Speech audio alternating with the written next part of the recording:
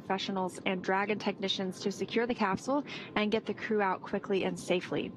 And our fun history fact for this return, this will be the first night splashdown of a U.S. crewed spacecraft since Apollo 8's pre-dawn return in the Pacific Ocean on December 27, 1968, with NASA astronauts Frank Borman, Jem Lovell, and Bill Anders. So in the next phase of the mission, Dragon has a series of steps to complete before returning Mike, Victor, Shannon, and Soichi home. First, Dragon will maneuver to the correct attitude and then start to separate its claw, then jettison its trunk, which is the cylindrical, unpressurized part of the spacecraft. The trunk is currently connected to the aft or bottom section of the Dragon capsule, where the heat shield is located. So in order to expose the heat shield and get the vehicle ready for atmospheric re-entry, we'll jettison the trunk. From there, the spacecraft will use its forward thrusters to perform a deorbit burn, which will put Dragon on a trajectory to return to Earth. The burn will last more than 16 minutes once it starts. And to prepare for these upcoming events, right now the Dragon capsule is doing a number of things autonomously. It's isolating the thermal control system fluid loops from the radiator. This system is what will help keep the internal temperature of Dragon for Mike, Victor, Shannon, and Soichi nice and cool during re-entry.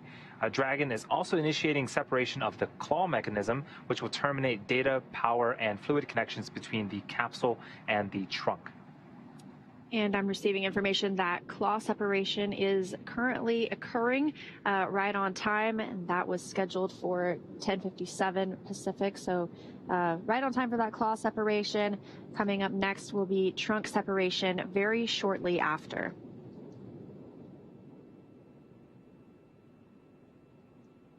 And I'm sure we will hear a call out to the crew shortly about our claw separation.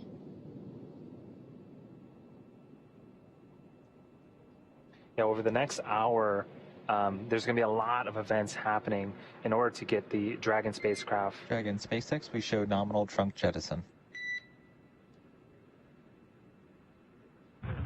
And SpaceX, from resilience, we see the same, and you could definitely feel the claw sep as well as hear it, and the same for trunk jettison was very obvious.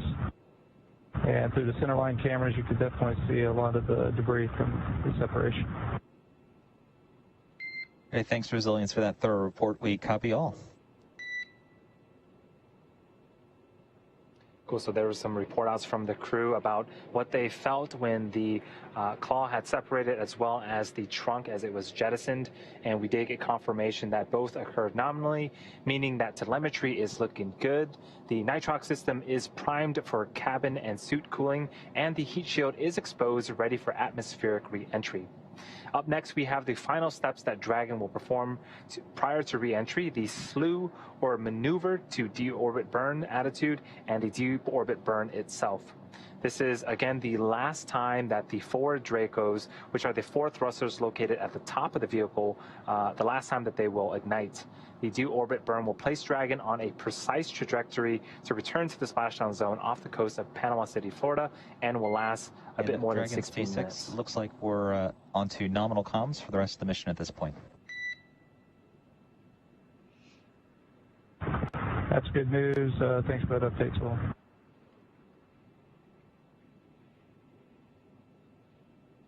And good news indeed. As we were mentioning, we were tracking some issues with one of the TDRS tracking data and relay satellite system satellites that was preventing us from getting some communication from the vehicle at certain points in their orbit. However, that seems to have cleared up. And next, we are looking for deorbit burn to begin in just about 3 minutes. As we mentioned, that should last almost 16.5 minutes. And that is the braking maneuver that's going to drop Dragon out of Earth orbit and bring them back into the atmosphere. So things are really speeding up with that nominal claw separation and trunk jettison. And they reported some similar things that we heard from Bob Bankin and Doug Hurley, mentioning that it was something you could definitely feel jettisoning that trunk. So very interesting and good news that everything still continues to to look well. And things look pretty good on Earth here, too. This is a view from the Go Navigator recovery ship. And off to the left, that is indeed a dolphin who is checking out the operations as Go Navigator begins to move into place to recover Crew Dragon once they splash down tonight. So beautiful things in space and on Earth. Yeah, it seems like we're not the only ones interested in the astronauts' return. Maybe aside from medical staff, they might get a greeting from some marine animals as well. That is very, very cool picture of those dolphins. Again, just a few minutes away from the beginning of that 16-minute deorbit burn. We just had trunk separation, and a couple of things about the trunk separation. Earlier in the night, we formed a prop wasting burn to get rid of unneeded propellants. We shed about 80 to 90 kilograms worth of propellant, and to lighten the load that Dragon will be experiencing when it comes back to Earth. And this is an incredible shot right now we have of the separation. That is Crew Dragon and its trunk now separate, flying free. And we are just moments away from hearing the beginning of the deorbit burn. And as I was talking, the trunk itself, and as well as the propellant used in this deorbit burn, once all is said and done, we'll be shedding about 6,000 pounds of mass from the Dragon spacecraft. So starting off at around 27,000 pounds, all going down to about 21,000 pounds. So those help to, again, lessen the load that the parachutes will have to sort of carry when they deploy and eventually slow down the spacecraft.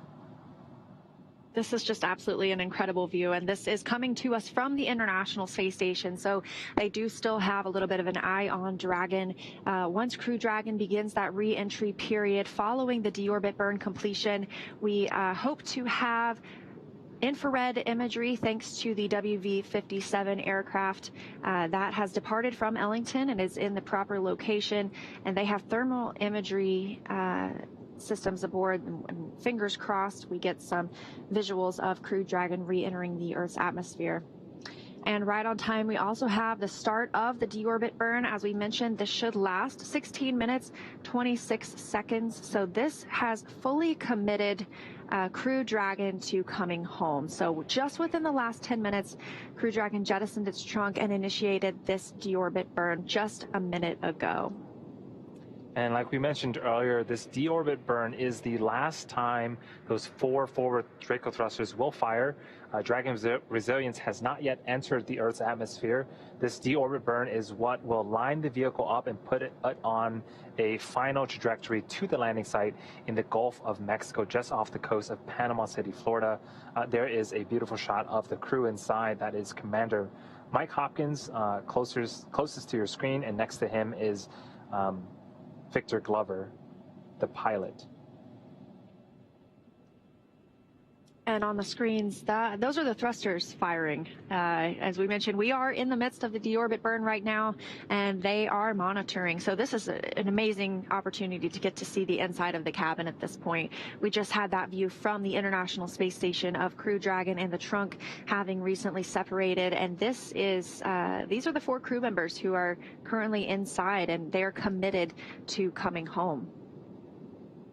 They're using the screens to keep tabs on the burn duration, the Draco thrusters firing, and trajectory details like entry angle, capsule perigee, and how much distance remaining until deorbit burn termination. Dragon is flying itself, so all the crew has to do is stay strapped in their seats and enjoy the flight. And they're just keeping tabs on things using those touchscreen display monitors.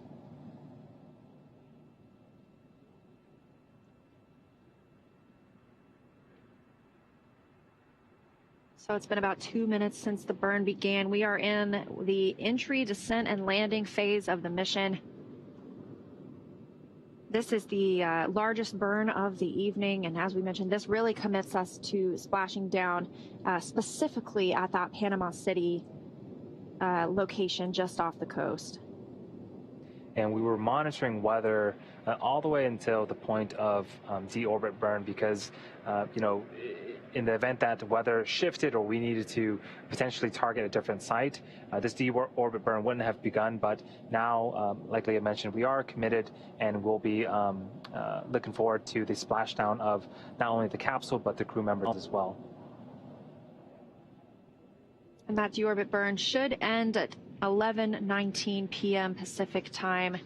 Following that, we will close the nose cone a few minutes later. The nose cone is open right now because, as you can see in those screens, those 4 thrusters firing are the 4 bulkhead thrusters, and they are located underneath the nose cone. So we leave the nose cone open right now for the 16.5-minute burn, and we will close it once that is complete.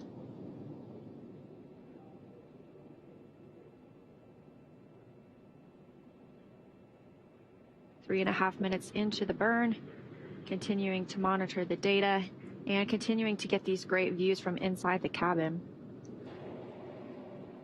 We won't keep these views for the entire return home. As we mentioned, once Crew Dragon really begins its entry into the Earth's atmosphere, we anticipate a loss of signal for about 7 minutes, where we won't be able to receive telemetry or data or video or audio from the Crew Dragon vehicle. However, Crew Dragon is entirely autonomous, flying itself, knows exactly what it needs and where it needs to go. And so hopefully at that point, the astronauts are just monitoring as well. And the reason for that comms blackout is because plasma builds up on the outside of the capsule due to the speed at which the vehicle is re-entering the Earth's atmosphere and building up that heat to around 3,500 degrees Fahrenheit outside the capsule. So a very, very cool view right now. On the left, you've got from the International Space Station, Crew Dragon and its trunk, and on the right-hand side, the 4 astronauts who are inside that small white dot preparing to return to Earth. Yeah, the distance from the trunk and distance between the trunk and the Crew Dragon vehicle is continuing to get larger and larger, and the deep orbit burn does effectively what its name says. We're taking the vehicle out of orbit and lowering its altitude until eventually, we make its way back to Earth.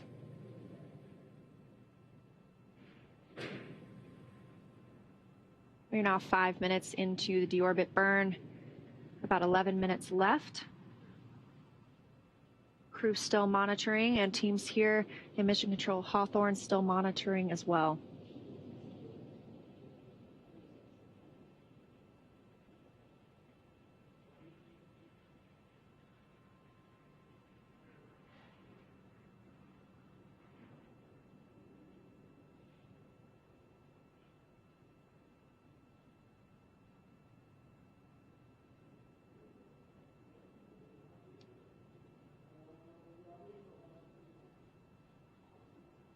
This crew has been in space for about 6 months. Their journey started on November 15th of last year, and now really they're on their last section before they can return back to Earth and get that fresh air that we all love.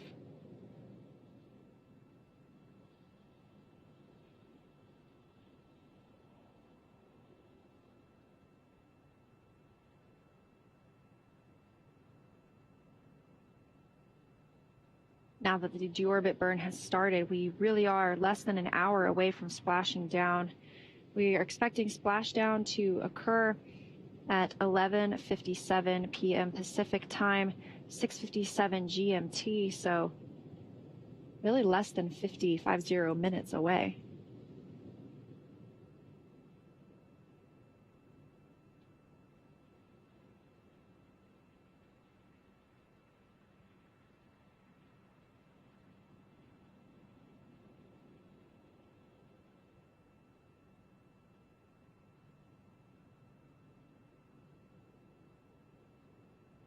As we mentioned here on the Earth side of things, everyone is in place on the Go Navigator vessel that needs to be there when the crew arrives.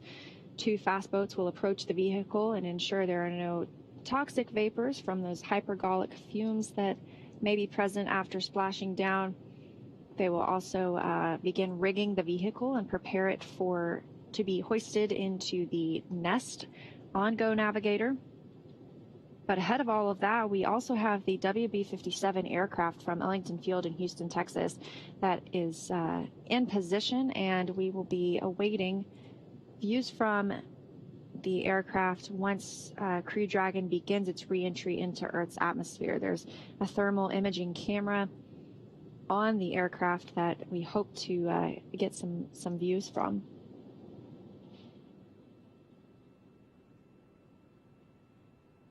And at the bottom of those touchscreen displays, you'll notice some buttons. Really important functions like shoot deploy or cutting the main chutes. These have dedicated buttons for them. Otherwise, the team can, use a number of views to monitor the mission as they're doing right now.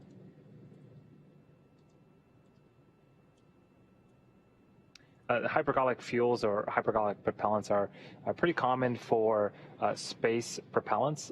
They are, one of their properties is they don't require an ignition source. So once two components are combined, typically a fuel and oxidizer, they will ignite just by being in contact with one another. And it is great for, use in space, but, one of the downsides is they can be pretty toxic to humans. So that's why it's super important that when the spacecraft does land, the first fast boat, one of the first things they do is perform a sniff test to make sure that none of that toxic vapor is still in the vicinity, so that way the other personnel can approach and continue with the rest of the recovery operations. We're coming up on 9.5 minutes into this 16.5-minute maneuver, so approximately 7 minutes left, and everything is looking good. Crew's still monitoring those thrusters in the screens on their displays.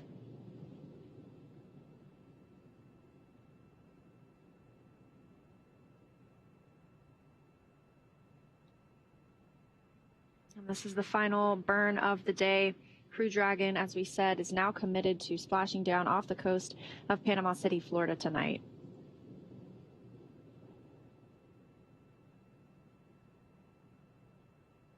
And a reminder of the astronauts that are coming home today. Their closest to the screen is Mike Hopkins. He's the commander, and to his right is Victor Glover, the pilot. To Victor Glover's right is Shannon Walker. And to Mike Hopkins' left, we have Soichi Noguchi, an astronaut with the Japan Aerospace Exploration Agency.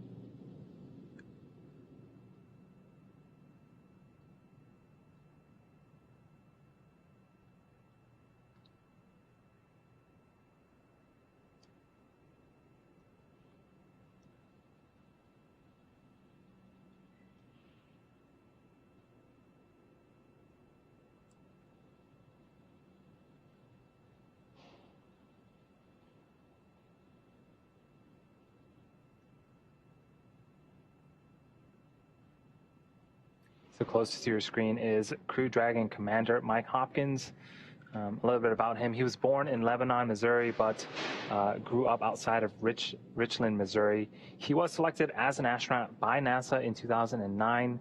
Hopkins is a colonel in the United States Air Force and holds degrees in aerospace engineering. He also flew on the Russian Soyuz as a member of the Expedition 37 and 38 crew, logging at the time 166 days in space. He performed 2 spacewalks totaling almost 13 hours to change out a degraded pump module on the space station. He also has military experience, including testing the C-17 and C-130 aircraft. And those 2 spacewalks were from his previous mission. He added to those while he was on the International Space Station during this flight, added a couple more actually. And the deorbit burn, we are just about 4.5 minutes away from that being complete. Things are still looking good. And as a reminder, this is a braking maneuver. So Crew Dragon is firing those thrusters into the same direction that it was traveling. This should slow Crew Dragon down enough to drop it out of orbit.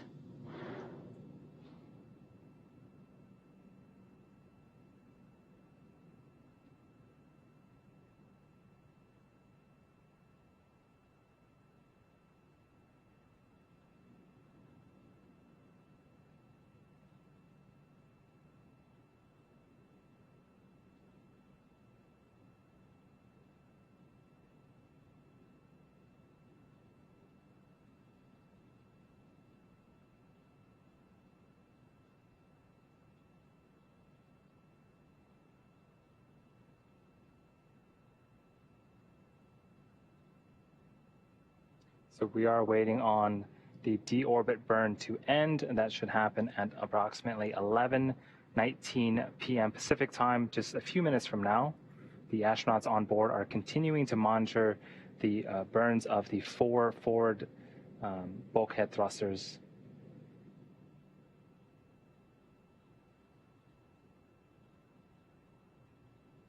Things have really picked up in the last 15 minutes or so. The crew, we had claw separation from the trunk and the capsule itself. The claw connecting those thermal control, or the thermal and avionics and data and telemetry information between the crew capsule and the trunk. And we had trunk jettison and some amazing shots there for a moment from the International Space Station of both the trunk and crew Dragon flying separately of one another. And now we are in this deorbit burn, now 14 minutes in, meaning we only have about 2.5 minutes left on this deorbit burn, committing them to coming home to Panama City, or off the coast of Panama City, Florida. And we are looking at splashdown at about 11:57 p.m. Pacific time. So 40 minutes from now, we will have these Crew 1 astronauts back on planet Earth. And since that claw separation and jettison of the trunk, the Dragon spacecraft is running on internal battery power. So everything that you see on screen is powered by batteries on the capsule itself, and it's no longer drawing power from the trunk. Now, as you can see, the astronauts still have their visors up on their suits. That is fine for right now, and they will need to lower those visors once it comes time for the re-entry of the capsule into the atmosphere. So this deorbit burn is not the re-entry itself. We don't have those extreme temperatures building up on the outside of the vehicle right now. That's why we still have telemetry and communications with the spacecraft. But once we begin that re-entry, they will close their visors. We're still tracking this deorbit burn, getting reports that the flight path angle is valid. Everything looking nominal for this burn. And we should have about 1 minute left.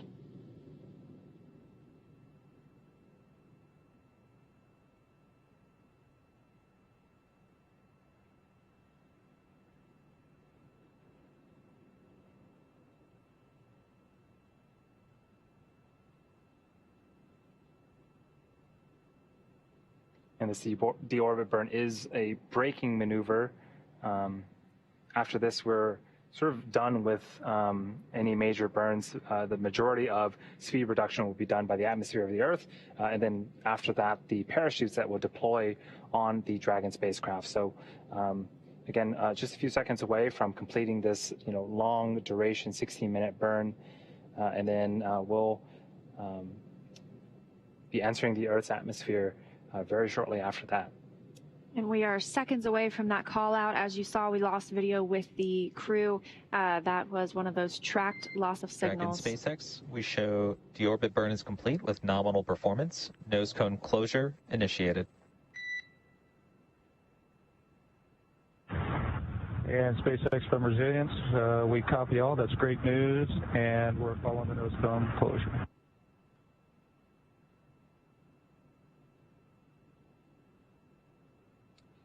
And that is great news. The deorbit burn completed successfully, and now we're moving on to nose cone closure. In the background right now, Dragon is currently inhibiting those forward bulkhead thrusters that we just used to complete the deorbit burn, ensuring it's safe to latch the nose cone shut for re-entry. Also, the vehicle has initiated the nitrox suit purge. This will help keep Mike, Victor, Shannon, and Soichi cool and comfortable during the re-entry, which is coming up in about 20 minutes. And at this point, the nose cone is closing and protecting the forward hatch for re-entry. Again, our astronauts are using their screens to monitor the locking of the nose cone, which is done by a set of hooks. So we are standing by for confirmation of nose cone closure. We needed to wait until this point because we were using those forward bulkhead Draco thrusters underneath the nose cone to complete that deorbit burn. We did hear nominal deorbit burn, so things continue to move very smoothly for Crew Dragon Resilience on its way home from the International Space Station. So anticipated nose cone closure should come in about 1 minute.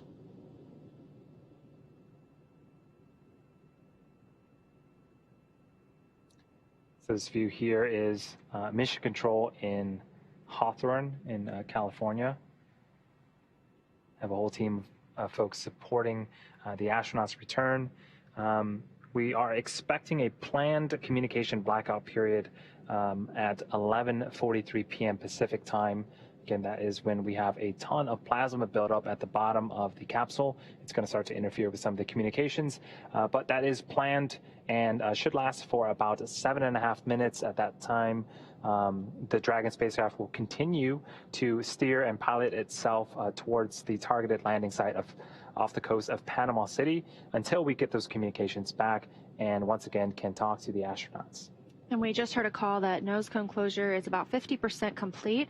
So that continues, and we are tracking for that to be complete momentarily. That nose cone protects the forward hatch that the astronauts use to ingress or enter and egress or exit the International Space Station. And so it's important that we are able to protect that area for potential future reuse of this capsule. So we are standing by for confirmation that the nose cone has fully closed. The next major milestone we'll be looking for is the entry of the vehicle and that anticipated loss of signal with the spacecraft. Entry of the vehicle should begin around 11:45, so about 23 minutes from now. And we will be tracking the vehicle its entire way back, even though we don't necessarily have telemetry with it.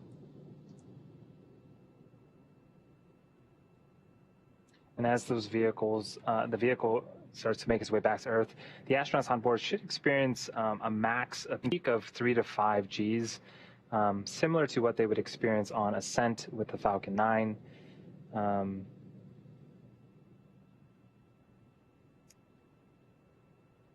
then the drogue chutes will deploy, and the main chutes will also deploy after that. And then we can start to begin recovery operations in this nighttime splashdown. We are standing by for information about the nose cone closure.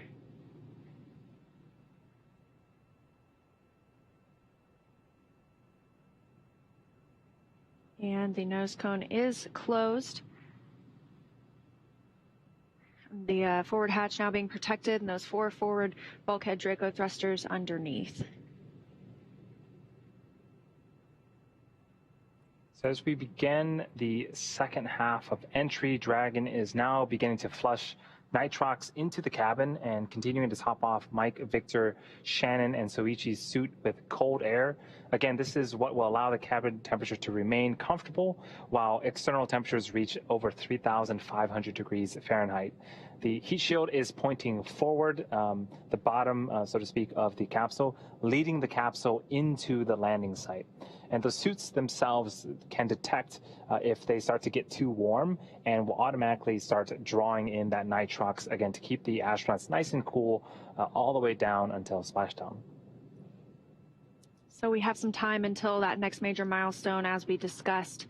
With the nose cone closed, we'll be looking for that loss of signal. That could come as early as 11:43 with our re-entry into Earth's atmosphere at about 11:45, so 20 minutes from now.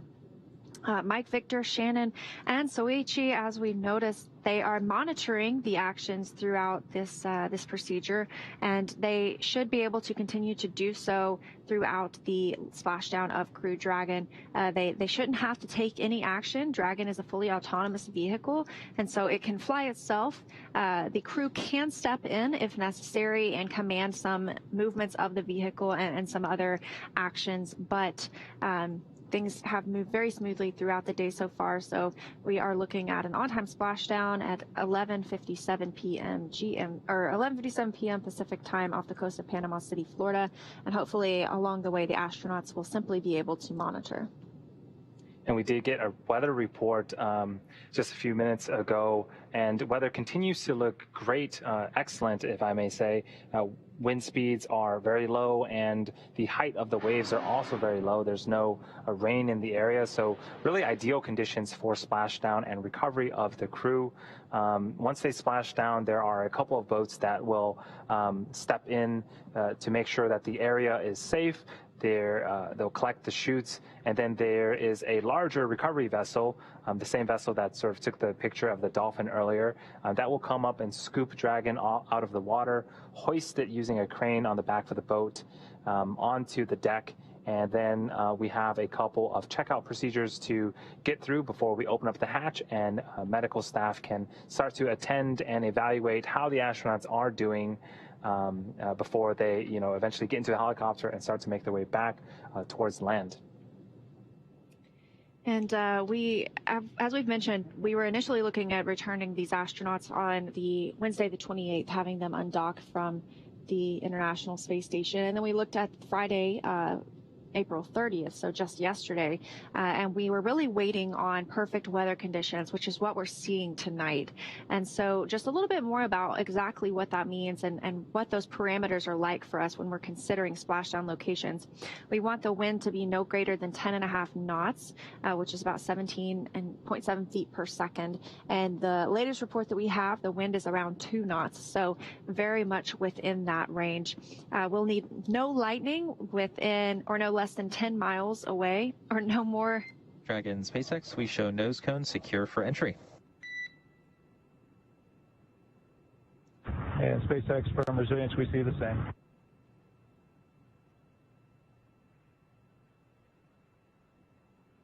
And good news being relayed to the Crew Dragon crew, that nose cone is closed. But a little bit more about that recovery criteria. We were talking about lightning. We don't want that within the 10-mile radius and away or within the vehicle area, as well as no more than 25% chance of rain. We don't want any clouds lower than 500 feet, which means that's the cloud ceiling. We don't want that any lower than 500 feet. And we need at least a mile of visibility for a night splashdown. So everything is really lining up perfectly for splashdown tonight, and we are continuing to watch Crew Dragon execute all of the pre-programmed maneuvers. The next major one now with the nose cone secured and all of those hooks secured, we'll be looking for really re-entry. And once the Dragon spacecraft splashes down, we typically try to target about an hour before we can, get in there, recover the vessel, and open up that hatch.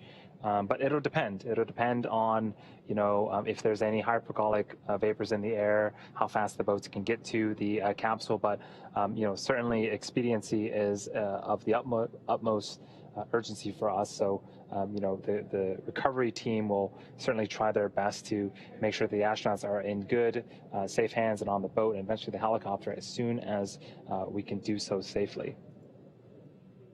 Yeah, and we hope to see the crew egress or exit Dragon within an hour after splashing down, which is really an impressive timeline. And so as soon as splashdown occurs, those 2 fast boats will begin proceeding toward the vehicle. They'll be sniffing for those hypergolic fuels. We don't want any of those toxic fumes within the vicinity of the capsule. And we will have one person go onto the capsule and begin to rig it or prepare it to be lifted out of the water. And once the recovery ship backs up to the vehicle, they can connect that to the ship and lift it onto the ship. So, and that all can happen within about a 30-minute time frame. Things are really moving quickly now with the start of entry, descent, and landing, a lot of milestones happening. So we hope that you'll stay tuned with us for all of those.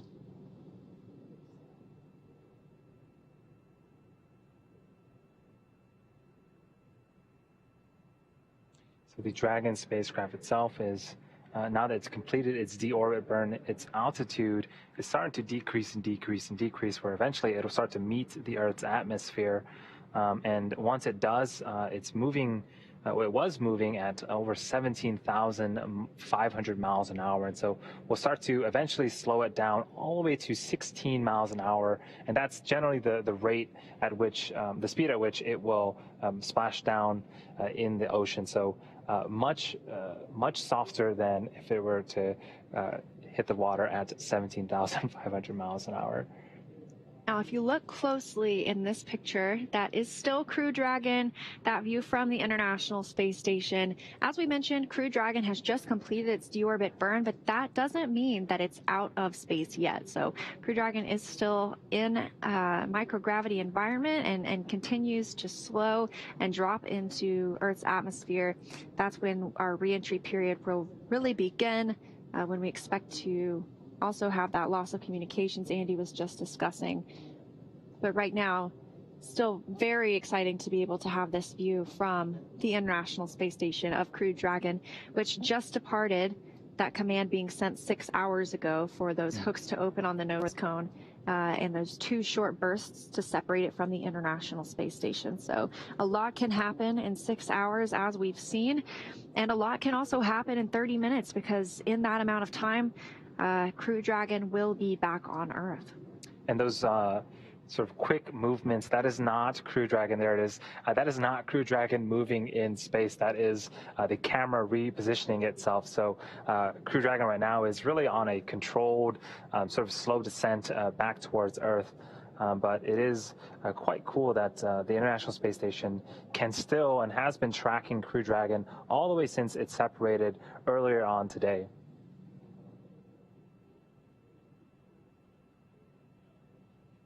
And taking a look at what the crew aboard the International Space Station is doing. Some of them are actually in their sleep period, so they may be asleep right now, and they also may be, who knows, up in the middle of the night. And I'm sure some of them are very eager to make sure that they're, Dragon SpaceX for entry brief.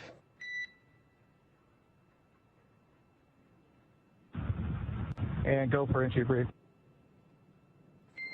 Everything continues to look awesome. So no updates to timing, no updates for systems. Weather is winds at 3 knots. Wave height remains less than 1 foot. Wave period still at 5 seconds. Recovery team reports in position, ready to support.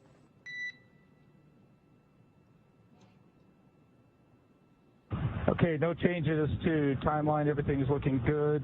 3 knots on the wind, less than a foot in 5 seconds on the period. We're currently showing 220, and we're working through our entry brief, and we'll give you a go here momentarily.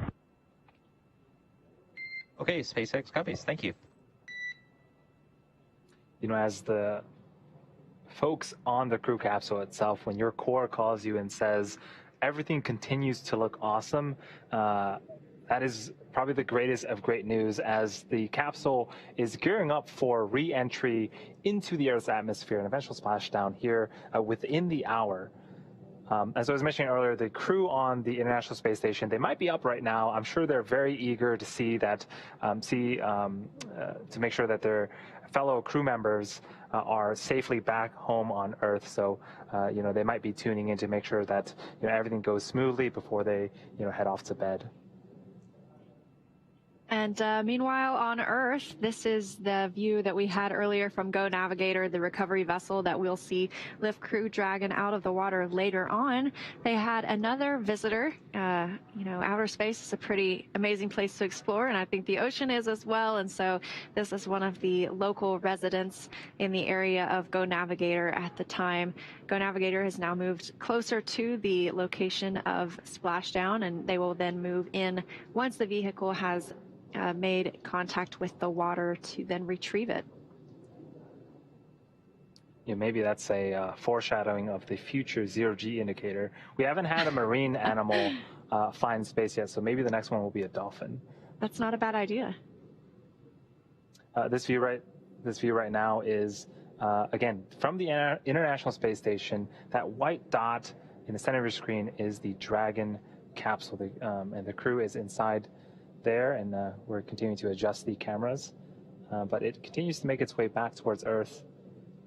And those cameras can be adjusted by teams on the ground in Mission Control Houston. So as we mentioned, the astronauts still on the International Space Station have the opportunity to be getting some sleep now.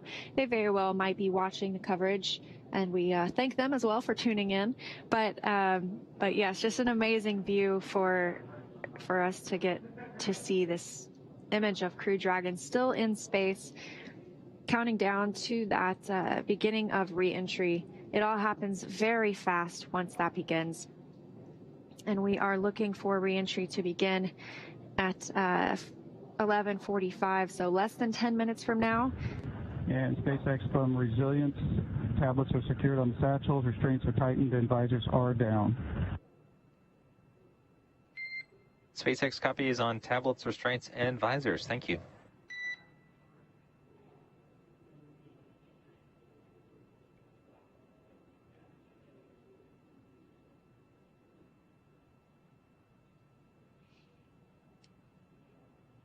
The crew reporting to the core here that they are in the proper configuration for their deorbit, their re-entry essentially. So their visors on their suits are now down and locked in place. We saw them earlier during that deorbit burn. The visors were still up and they needed to be closed prior to the re-entry. And so it sounds like everything is properly secured and stowed for that re-entry into Earth's atmosphere. As we mentioned, we can expect the astronauts to feel about anywhere between 3 and 5 Gs upon their reentry.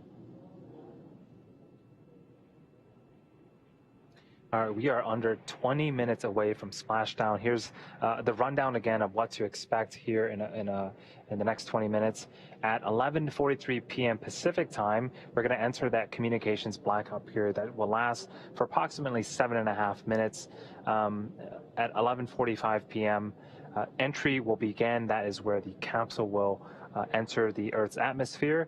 11:52 p.m., the drogue chutes will deploy. Then less than a minute after that, the main chutes will deploy, slowing the Dragon spacecraft down to 16 miles an hour. And then at 11:57 p.m. Pacific time, we have splashdown of the Crew 1 Resilience capsule. Dragon SpaceX, we show 5 minutes until predicted comm blackout. We will see you on the other side at 0650.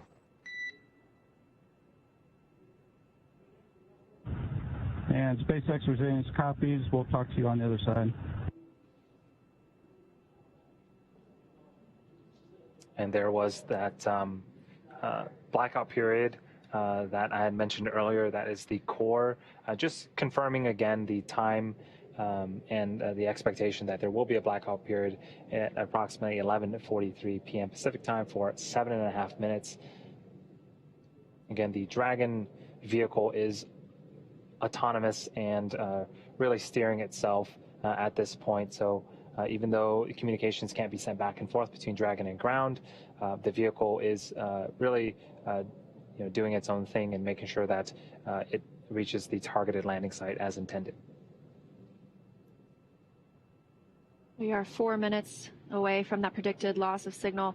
And this is something that occurs whenever we bring home crewed spacecraft, whether it be a Crew Dragon or a Soyuz spacecraft. Their re-entry into the Earth's atmosphere looks very similar. They both have a deorbit burn, and they both slow down significantly upon re-entry into Earth's atmosphere. And that plasma buildup outside of the vehicle, along with that heat, that prevents us from having communications with the vehicle for several minutes. This time we're looking at about 7 minutes. So it's something that we're very aware of and experienced with. And something else we are just learning is Crew Dragon is about 140 kilometers in altitude. So we continue to track its journey back to Earth. We are now what it looks like 3 minutes away from that anticipated LOS.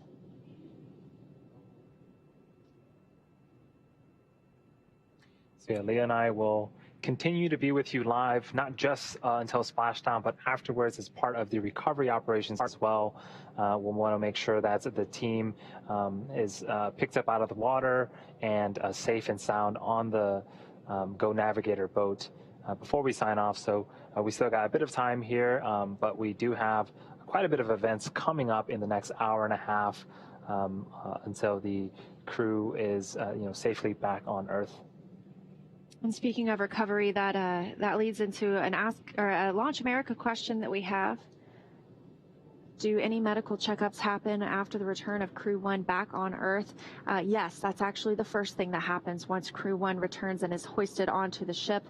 The first person inside the hatch will be a medical doctor that speaks with the crew and allows them to let them know how they're feeling ahead of egress or being taken out of the vehicle. And as soon as that happens, they'll be moved in for some further medical checks ahead of being flown back on a helicopter to shore in Florida. So that'll be the first thing that happens. Safety of our crew and their health is our priority.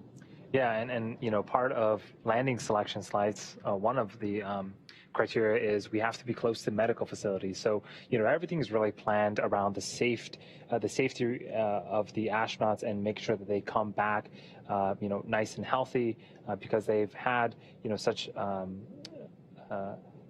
rigorous sort of time up in space, being in microgravity and now returning back to Earth and having to deal with the gravity down here.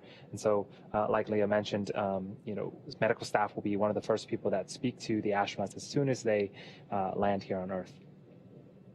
We just heard that Dragon is in entry attitude, exactly where they need to be. And for this targeted splashdown off the coast of Panama City, Florida, we have that loss of signal that we predict to occur coming up in about 1 minute. And we expect to see that last for about 7 minutes. Hearing our altitude is approximately 108 kilometers above Earth.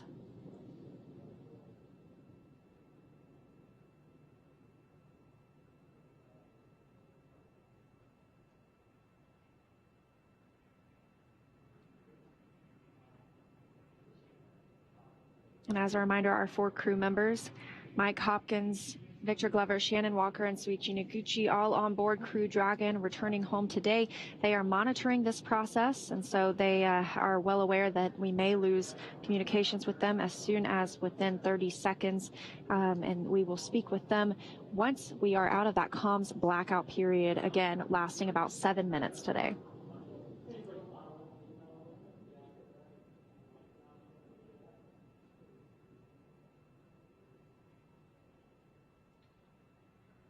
We're standing by for that LOS under 100 kilometers in altitude. And shortly after we begin that communications blackout period, 11:45 p.m. Pacific time, that is when the spacecraft will enter the Earth's atmosphere and begin, sort of its final descent back to a splashdown.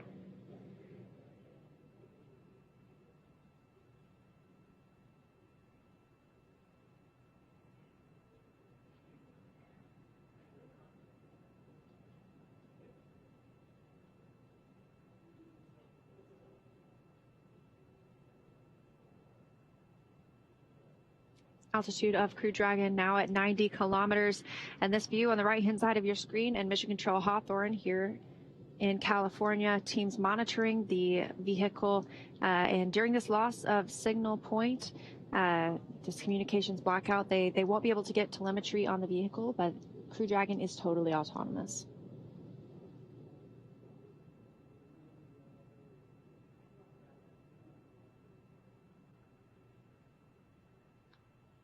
So at this point, we are entering that communications blackout period. This will last approximately 7.5 minutes due to plasma formation around the spacecraft. During this time, no vehicle telemetry is received by Mission Control or the recovery team, and no external commanding of the vehicle or voice communication is possible. And just as a reminder, Dragon is designed to fly itself and continues to autonomously use Draco thrusters to orient itself during re-entry.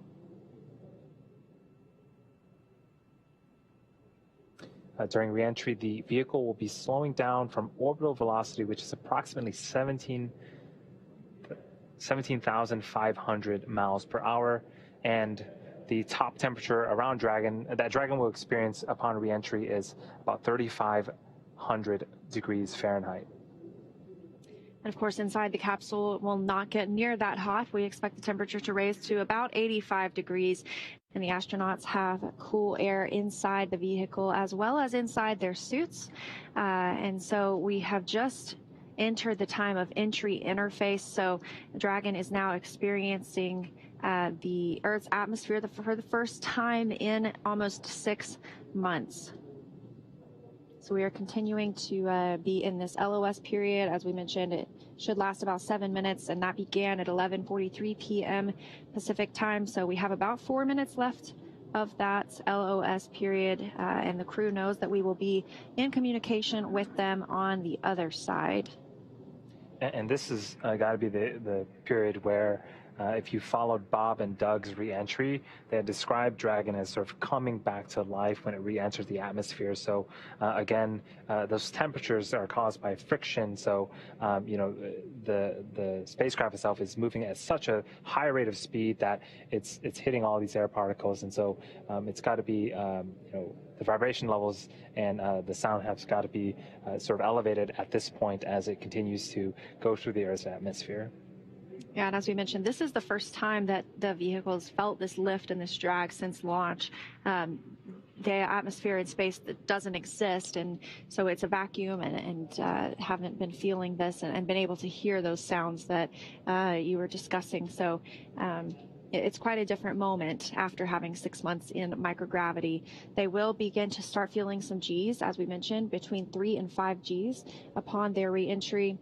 And we are standing by. It's been about 4 minutes now since that loss of signal began. That's an estimated 7 minutes. The plasma is building up on the outside of the capsule as it continues entering the Earth's atmosphere. The temperatures around the capsule building up to 3,500 degrees Fahrenheit.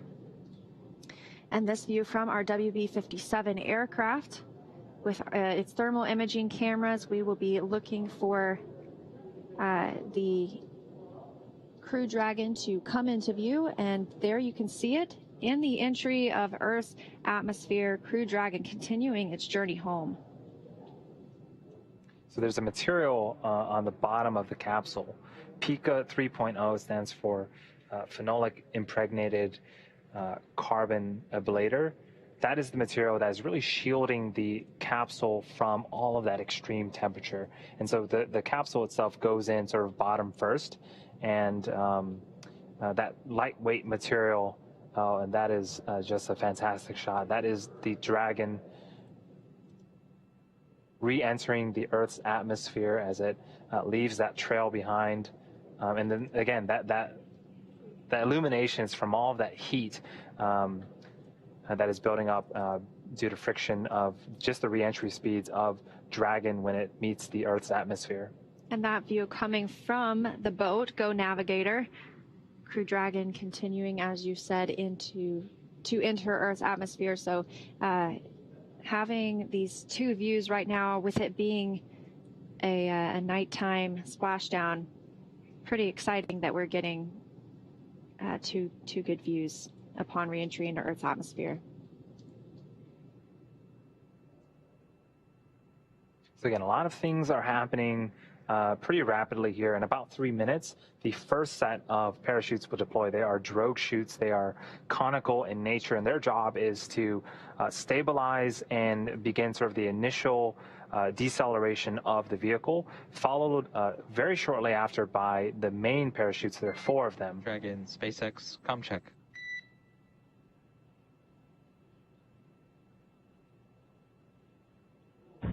And SpaceX, this is Dragon, over 4Gs, 42 kilometers. SpaceX, we have you loud and clear. Expect automated chute deployment. And Resilience copies. We are at 40 kilometers, 4.34 on the Gs.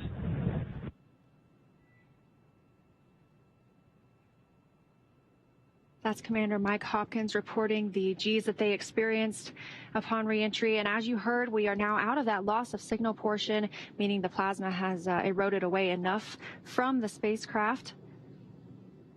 I think my heart skipped a beat as soon as I heard the crew responding back. And, one thing I did note, as soon as Mike turned on his comms, there was a lot of background noise, and that is sort of you know, the after effects of Dragon's re-entry.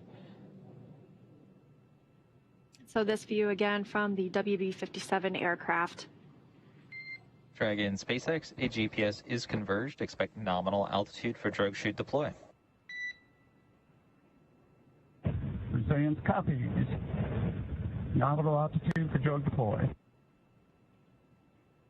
Crew Dragon Resilience now 30 kilometers over Earth. It's quite a quick drop over that 100 that we saw just a few minutes ago. And now we'll be looking for drogue parachute deploy within the next minute or so at 11:52 p.m. Pacific time, 6:52 GMT. Those two drogue chutes should deploy at 18,000 feet in altitude. Crew Dragon will be moving approximately 350 miles per hour. Dragon SpaceX, recovery team reports visual. Good news, we're at 20 kilometers, seats are rotating. SpaceX copies on the seat rotation. And those seats are rotating into the proper landing position. We saw them a little bit more reclined earlier, facing the top of the capsule. And now they are more forward facing towards that side hatch. We also got confirmation that the recovery teams can also now see Dragon coming back. Brace for drogues. Copy, braced for drogues.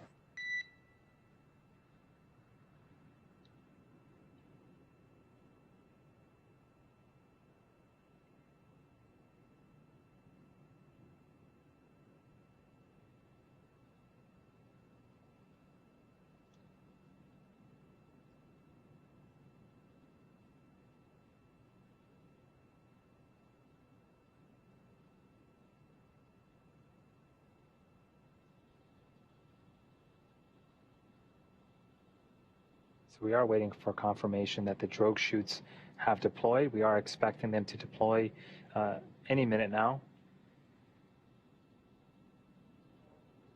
And it looks like those might be our drogue chutes. Visual 2 chutes.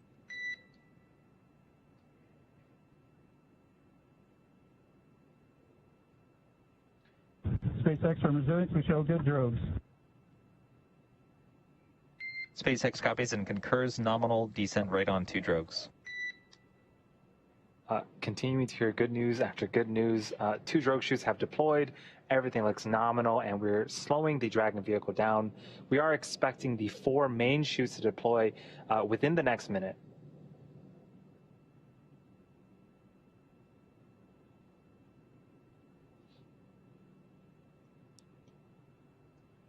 And those 4 drogue chutes. Oh, you can see them being pulled out now. Visual on 4 mains.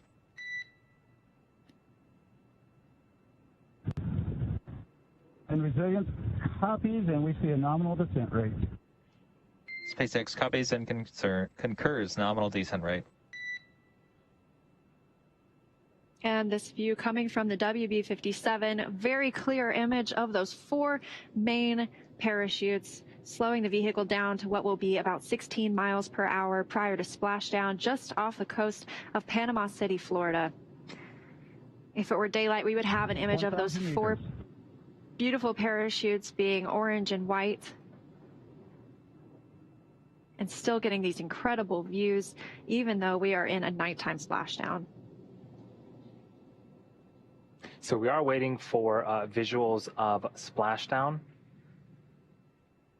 The Dragon 1 program had great success with water landing, with 20 successful splashdowns over the course of that program, 9 of which were carried out by flight-proven Dragon spacecrafts. In space height, you've broken, but we show you just under 800 meters. Still good descent rate. Just under 800 meters from the Earth. That's about half of a mile. And we are tracking splashdown. And 600 meters, and we're showing 10 meters per second on the descent rate, a little higher than nominal. SpaceX copies. And what a view we have here. Even though it's nighttime, we have some great visuals of Dragon there with its 4 main chutes deployed, slowly coming back to Earth. Splashdown is scheduled for just a few minutes from now. 400 meters. Now just a quarter a mile away from splashdown. And that splashdown time is scheduled for 11:57 p.m. Pacific time.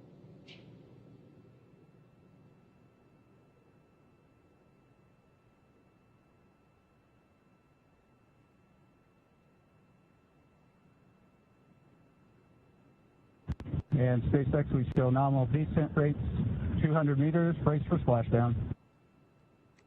SpaceX copies, brace for splashdown.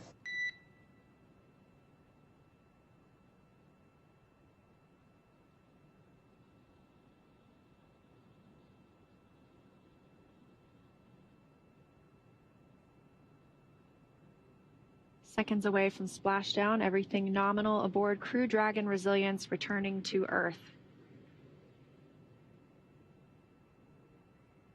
And there are the boats starting to chase after Dragon to begin their recovery operations as soon as Dragon lands.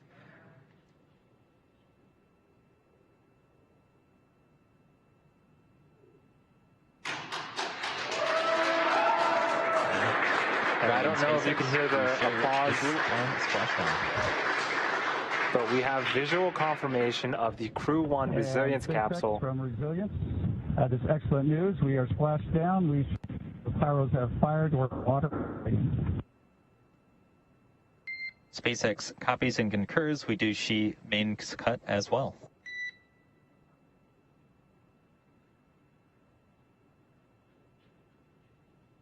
So again, you heard the applause. The Crew 1 capsule has returned, and we have successful splashdown. The main chutes have also cut as well.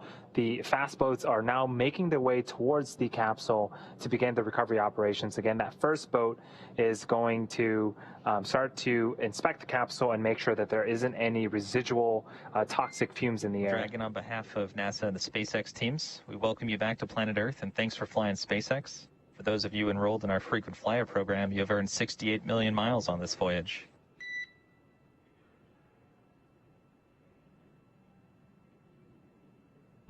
And SpaceX Resilience, it is back on planet Earth, and we'll take those miles.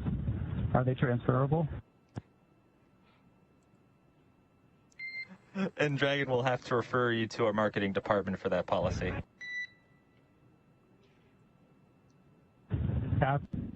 And we are in 1. That's 3.1 of 4.800.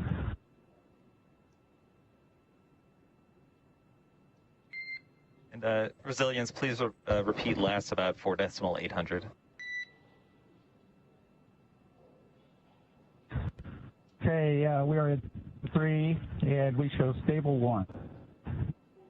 SpaceX copies, stable 1. Good news.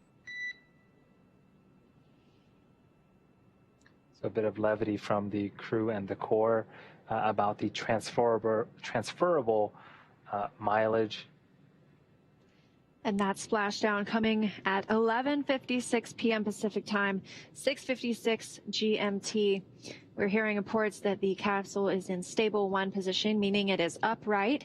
As we heard, those 4 main parachutes were cut, and those 2 fast boats will soon approach the vehicle. They will be able to, as we mentioned, sniff for those hypergol fuels, as well as attach buoys to the parachutes and make sure they are recovered. The teams have been ready and waiting about 3 nautical miles away, so it's going to take them around 20 minutes to make their way to Mike, Victor, Shannon, and Suichi inside Crew Dragon. And while the teams move in, we are continuing to watch this scene unfold and this view coming from Go Navigator, the recovery vessel on which we will see Dragon hoisted later.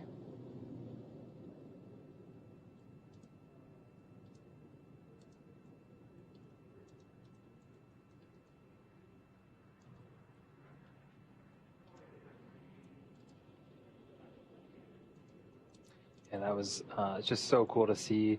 The teams had visual of Dragon with the chutes deployed, coming back down to Earth, and then you saw the fast boats sort of just as fast as they could, heading over to Dragon, just to make sure that everything can happen as quickly as possible and make sure that the astronauts are safe.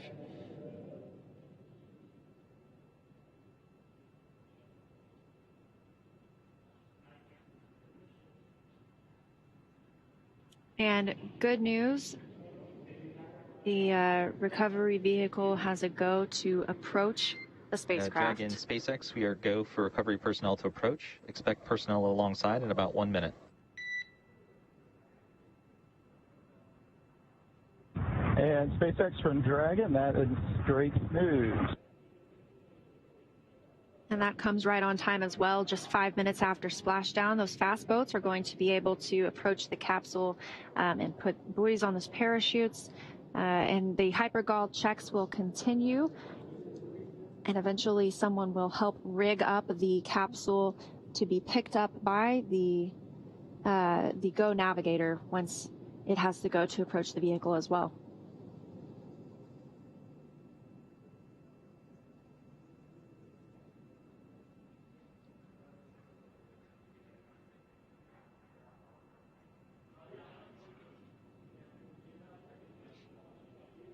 And all of this action coming after undocking from the International Space Station at 5:35 p.m.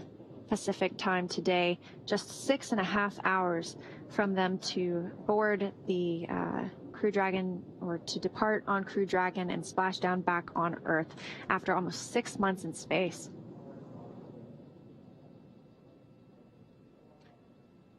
And here's a aerial shot of those fast boats approaching Dragon SpaceX comm check.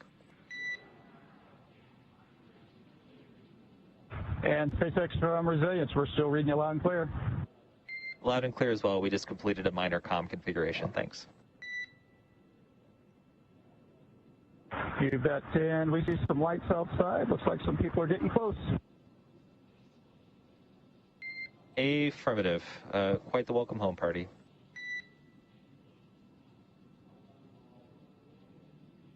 So it looks like that first boat has already made it to the capsule. There are a number of other boats and recovery vessels standing by. And once we clear the area of, from any hypergolic vapors, they'll, move on to the next phases of recovery. And some of those darker spaces you see there in the water are the parachutes that will be collected later on. But this view, yes, from the WB-57 aircraft that provided us with those infrared images as Dragon was still re-entering the Earth's atmosphere, and then all the way through splashdown as well. So you can see that second boat approaching those parachutes to attach some buoys.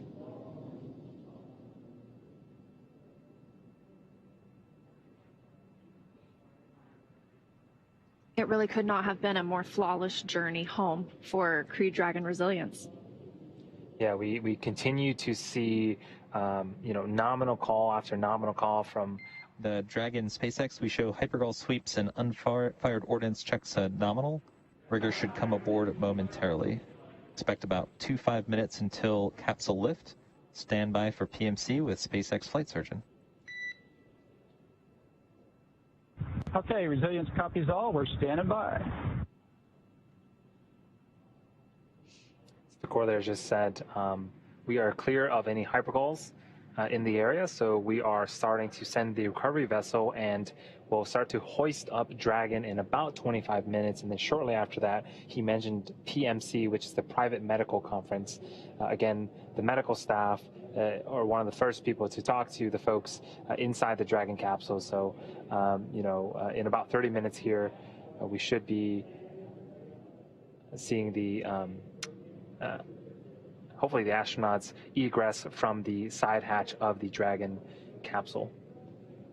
We also heard them mention the rigger will be online, or will be on the capsule shortly. That's the one crew member we were discussing earlier, or one team member, I should say, that will climb on the capsule and begin rigging it for to be hoisted by the Go Navigator vessel. It will help place Crew Dragon into the Dragon nest aboard Go Navigator. Everything's still moving on timeline with this recovery tonight. The first splashdown of a NASA and SpaceX crew capsule, and the first splashdown for NASA since 1968 with the return of the Apollo 8 astronauts. And one thing to note, you can see the sheen of the ocean with those lights there, and the sea itself. You know, that could have been mistaken for a beach, but we are in the middle of the ocean and the seas are just as calm as they can be. Again, weather was something we were tracking and we waved off splashdown a couple times this past week, but today's conditions seemed absolutely serene. There it is for landing and, you know, recovery operations. So it's just a great thing to see that, you know, they don't have to combat any type of inclement weather while they're already doing such important work here in the Gulf of Mexico.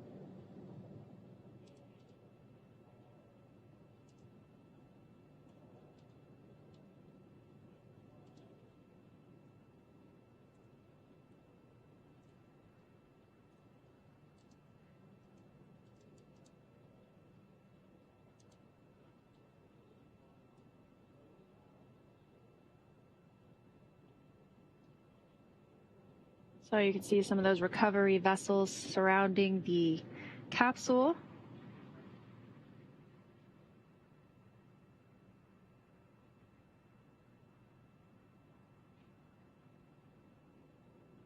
And the crew members on board still just monitoring the status of the recovery. And as Andy mentioned, will participate in a private medical conference to report back on how they are feeling.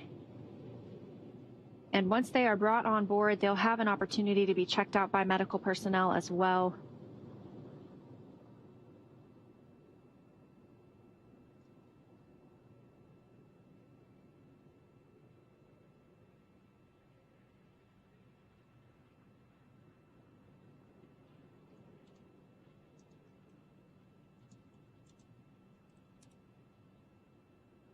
See some activity of that fast boat around Crew Dragon. That's what's in the middle of the screen right now. There is a much larger recovery vessel nearby that will hoist up Dragon onto the back end of the ship. We're expecting that to happen in approximately 25 minutes.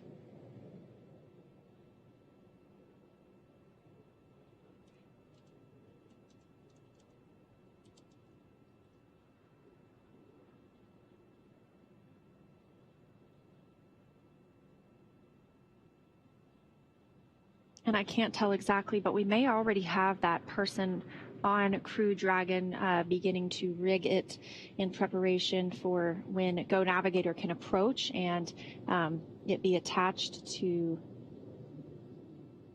the ship and brought on board.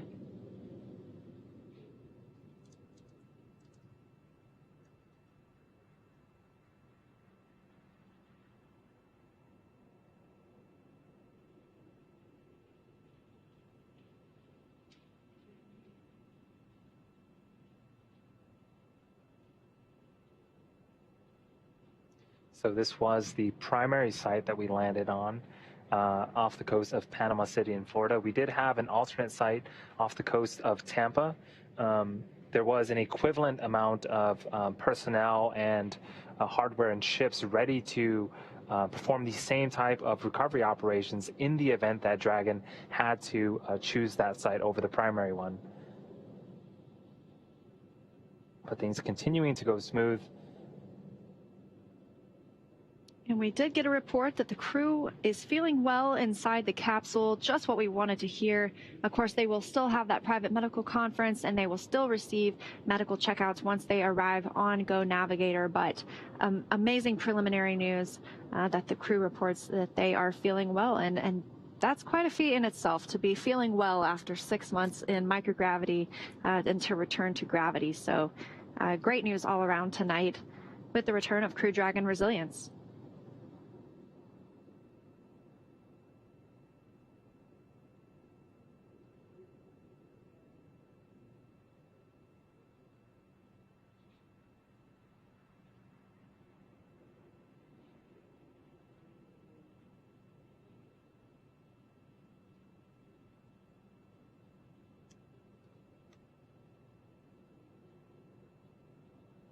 coming up on just about 15 minutes since we had splashdown today. This evening, that splashdown coming at 11:56 p.m. Pacific time, 6:56 GMT. And now you can, a little more clearly on the right-hand side of the capsule, see the person who is preparing it for their to be picked up by Go Navigator with that rigging system. And that's right on time as well. And so this is the Resilience capsule. It flew for the first time in November of last year, and when it flew, it was pristine and white, and now we've got a little bit of toastiness on its side, and some people have described the re-entered capsule as a sort of a toasted marshmallow, and again, that is just from all the heat on re-entry. It is continuing to stay buoyant in the Gulf of Mexico. The Dragon vehicle itself is designed to be waterproof. And in the event that there is a breach, we do have some abilities to pump water into some bladders in the capsule to make sure that it stays buoyant for as long as possible. But everything continues to go well. We are now seeing a even better view of the rigger on top of the Dragon capsule, preparing it for hoisting later on in a few minutes here. And that's a great picture. You can see just how calm the sea really is. That is the Gulf of Mexico. Yeah. It's pretty amazing that it's that truly glassy, as we heard described earlier.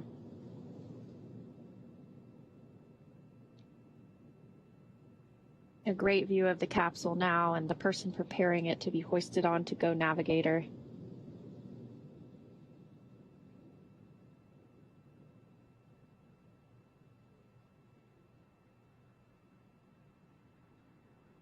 And as a reminder, we're going to remain live with you throughout this coverage up until the crew has been extracted from the vehicle. And this another view from Go Navigator. You can see the nest right there. That's where Crew Dragon will be placed once it has been hoisted onto the vessel.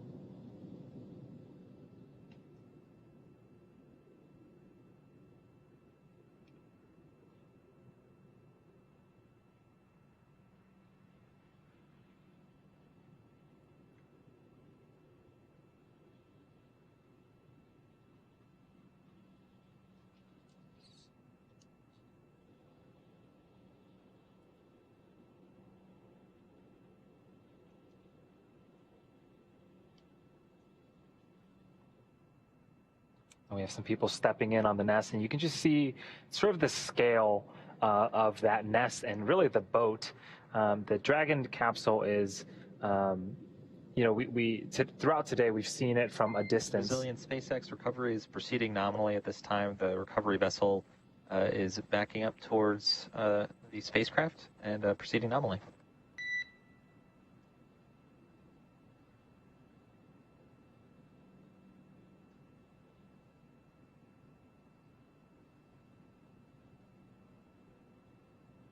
And you can see Crew Dragon Resilience within the frame of that hoist mechanism on Go Navigator. The report going out to the crew that things continue to proceed nominally, and we can see that for ourselves as well. The Go Navigator will continue backing up to Crew Dragon until it's close enough to attach those lines and hoist the spacecraft onto the nest there at the bottom of your screen. As we were saying earlier, the scale really doesn't really put into perspective until you start to put people around. The capsule itself is over 20,000 pounds, and so. Dragon SpaceX repeat call. We are proceeding nominally. Looks like the recovery vessel is about one boat length away, backing up towards the spacecraft. That is great news, SpaceX. Looking forward to it.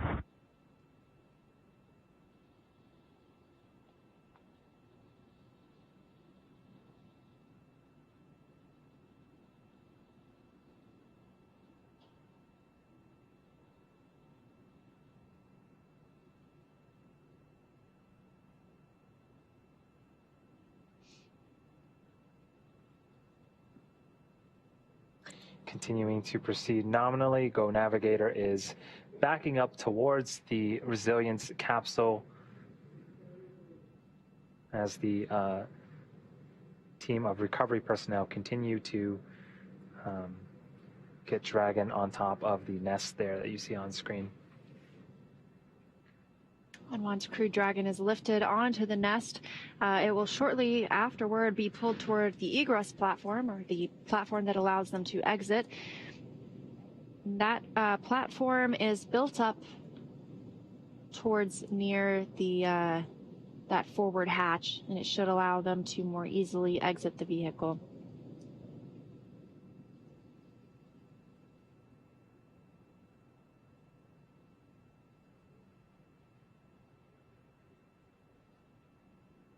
Now been 20 minutes since tonight's splashdown.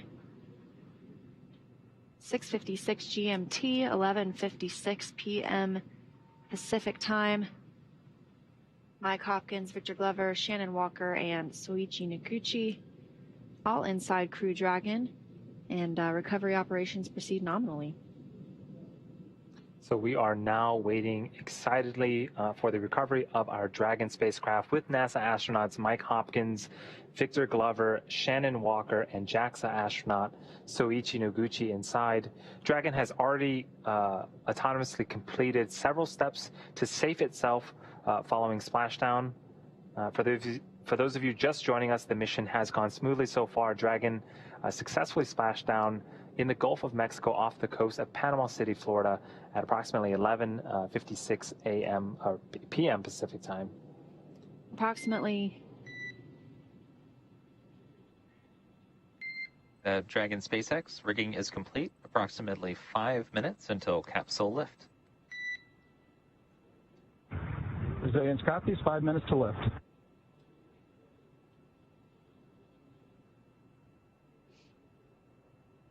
And that's good news. They will continue to get closer to the spacecraft with rigging complete, meaning it will be able to be hoisted in 5 minutes from now.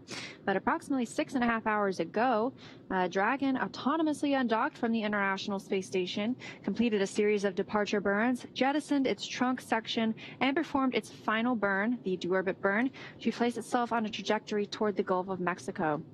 Dragon successfully re-entered the Earth's atmosphere, followed by deployment of its parachutes to slow the spacecraft down to a gentle splashdown at just about 16 miles per hour.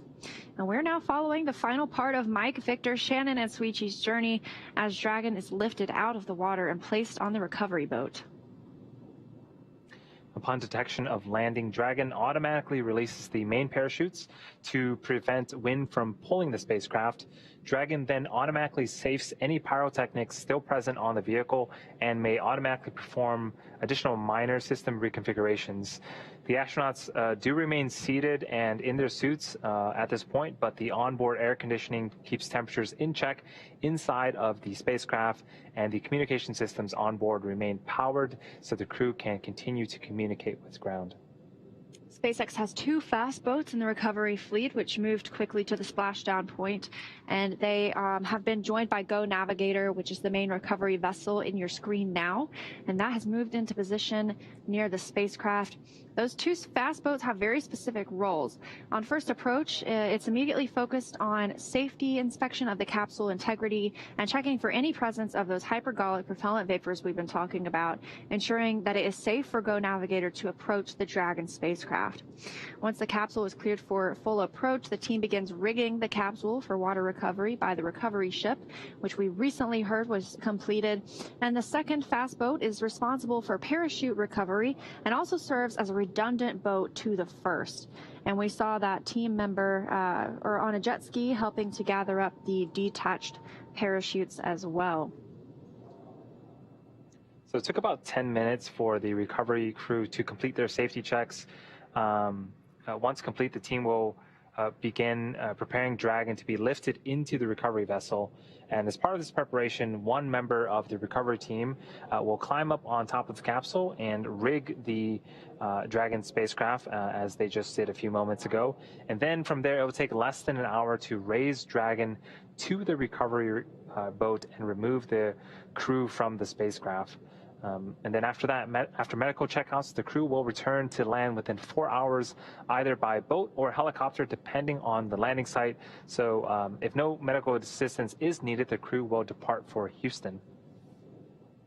And if you look very closely, you can see down to the bottom right of the capsule, there is one attachment on Crew Dragon. There will be multiple to keep and there's another on the left. There will be multiple to keep the spacecraft from swinging once it is hoisted out of the water. And it'll very, very quickly be placed on that Dragon nest waiting just below and at the bottom center of your screen.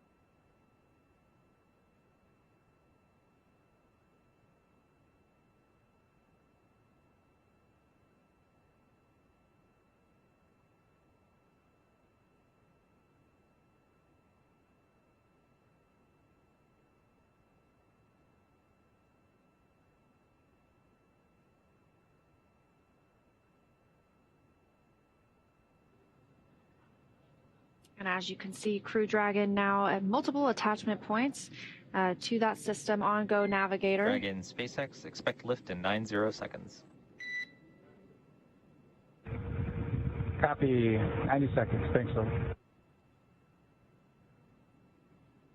So about a minute and a half until we see Crew Dragon removed from the water. There's still a team member up on the front of it. That's likely the same team member who helped rig the system and prepare it for attachment to the vessel.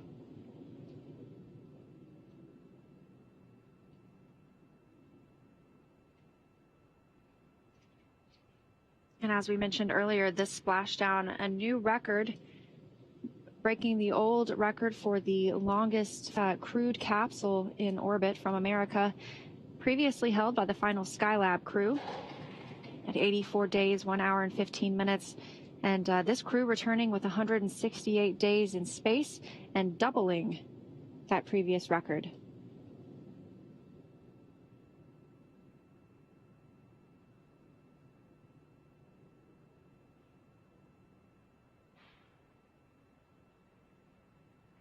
Dragon SpaceX, brace for capsule lift. Go ahead, Sol. We're here at the lift.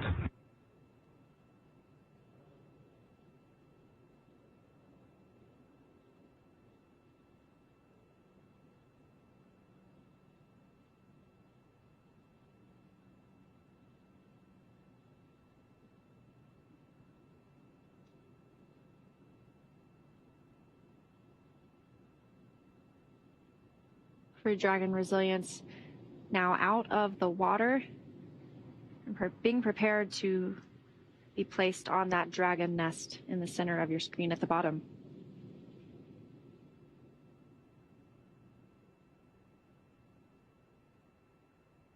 And just an hour ago, this capsule had just completed the deorbit burn and was still in space, and now is being returned to Go Navigator. The first time for these crew members to be on Earth in almost 6 months.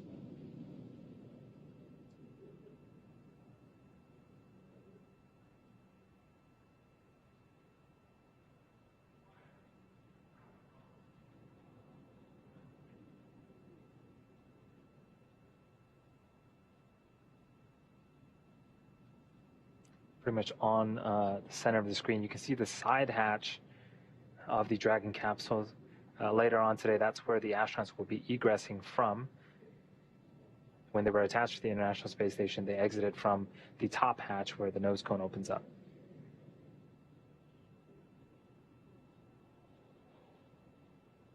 And those two holes, essentially, that you see up toward the top of the nose cone above the...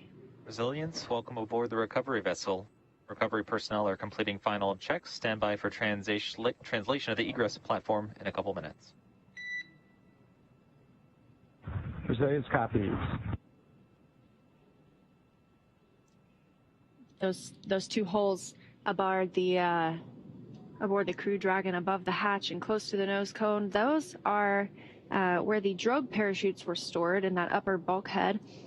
And there's near a deployable panel, so they're deployed by 2 drogue mortars, which are pyrotechnics fired to deploy the chutes. And those 4 main parachutes are also stored under deployable panels, but those are near the base of the spacecraft, so below that side hatch panel, and those were drawn out by the drogue chutes. Everything just absolutely flawless tonight with the recovery of Crew Dragon resilience. So before opening the hatch, the spacecraft's cabin pressure must be equalized with the outside environment. So once the hatch is open, that will be Mike, Victor, Shannon, and Soichi's first breath of fresh air since boarding Falcon 9 at the start of their mission back in November of last year. The next visual we are looking for is for Dragon to be pulled toward the egress platform on the Dragon nest. So they will move toward the platform that is up toward the side hatch. That'll allow for easier extraction, removal of the crew members.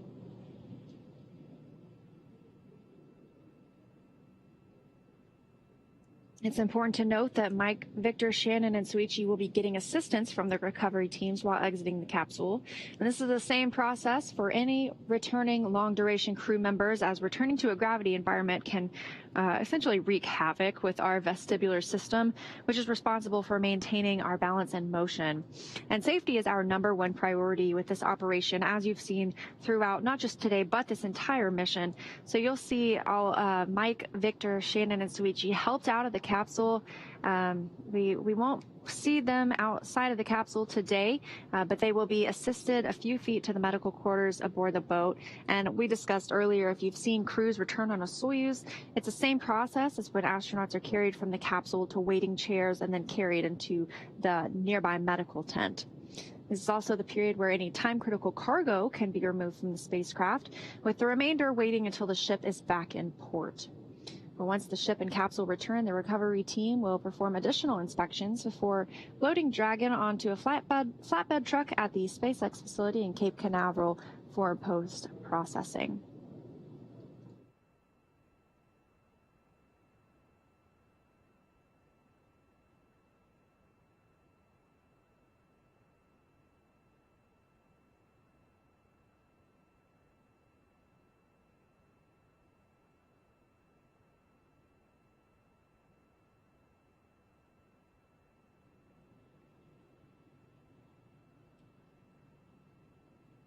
So the crew just secured Dragon onto the recovery vessel, and now it's moving towards the platform where eventually the hatch will open up.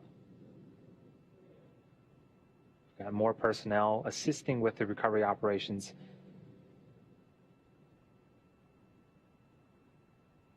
And that platform coming right below the side hatch, making it much easier for teams to help the crew egress or exit the vehicle. And this is the first time that this side hatch will be opened since launch day, November 15th. The hatch that's used on the International Space Station is that forward hatch underneath the nose cone, which is currently closed at the top of the vehicle. So as soon as this was sealed by SpaceX teams back in November, it has not been reopened since. And we see teams still preparing the capsule for that hatch opening.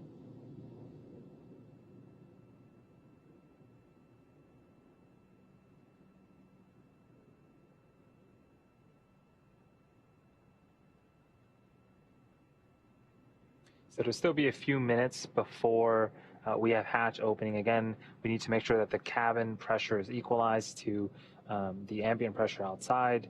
The team also performs a few checks to make sure that everything is a go before we open up that side hatch. It's been about 35 minutes since Crew 1 splashed down, so you can see just how expedient this process already is, having the capsule on board and preparing to open up that side hatch.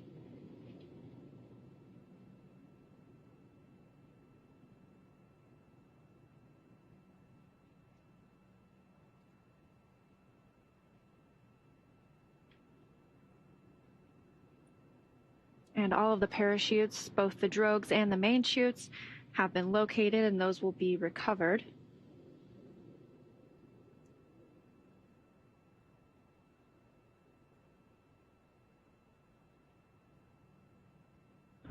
SpaceX resilience. Go for SpaceX. Hey, Solo, you guys are welcome to come on board with the cameras if you'd like. SpaceX copies and work. And Solo, you got one more call before we wrap things up, is that correct? Affirmative. We have a few technicians just doing some work on the exterior of the hatch. We should be ready to open up shortly, we hope. Copy.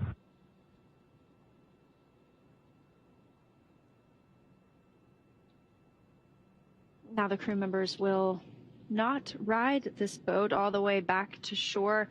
They will board a helicopter, and that helicopter will take them back to Pensacola, and waiting there will be a NASA plane to bring them back to Houston.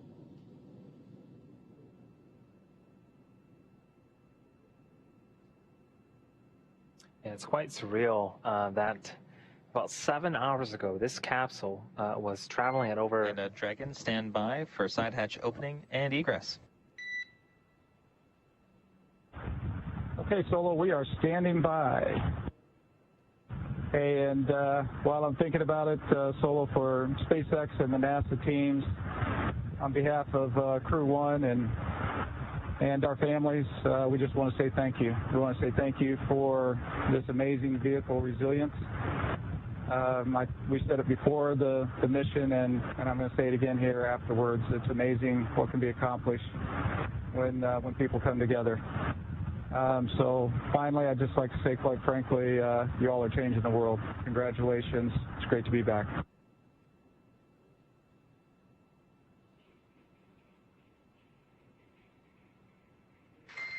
And Hopper, thanks so much. You've got a round of applause here in Mission Control.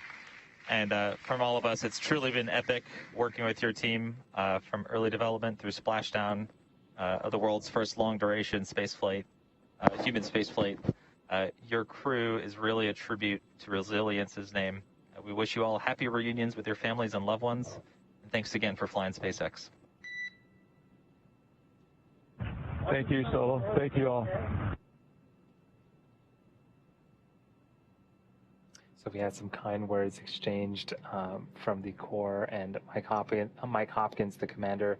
The hatch is now open. We also heard some applause at Mission Control here in SpaceX. Just a tremendous amount of dedication that has gone into this particular mission over the last couple of years. And so we're really seeing the fruits of the labor now, really ending the mission. And, you know, just 7 hours ago, this capsule was traveling at over 17,000 miles an hour in space, docked to the International Space Station. And now it's safely secured back on Earth, and we have the hatch open.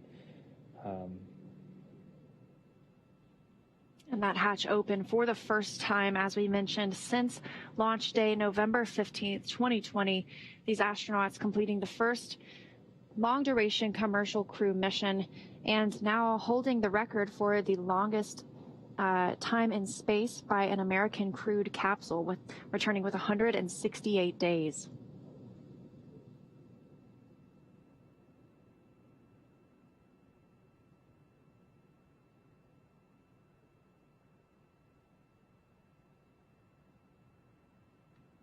And with that side hatch being open, as we discussed, the first people to speak with Mike, Victor, Shannon, and Soichi are the medical team. And as we heard earlier, the crew did report that they were feeling well, but still important to get checked out after spending 6 months in space. They will eventually be removed from the capsule and put on stretchers to taken to some additional medical checks.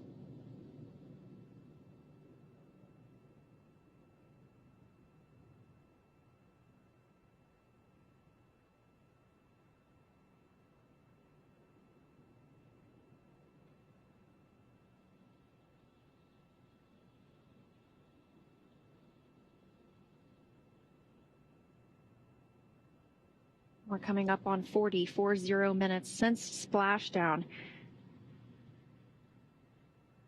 That capsule splashing down at 6:56 GMT, 11:56 p.m. Pacific time. Returning Crew 1 aboard Crew Dragon Resilience. That side hatch now open. Crew members speaking with medical personnel and preparing for egress.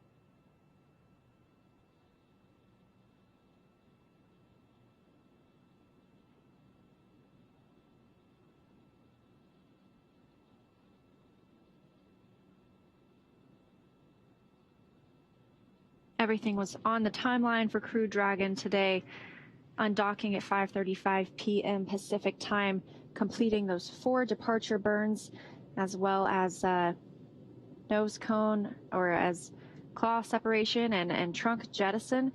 We had some amazing views from the International Space Station along the way.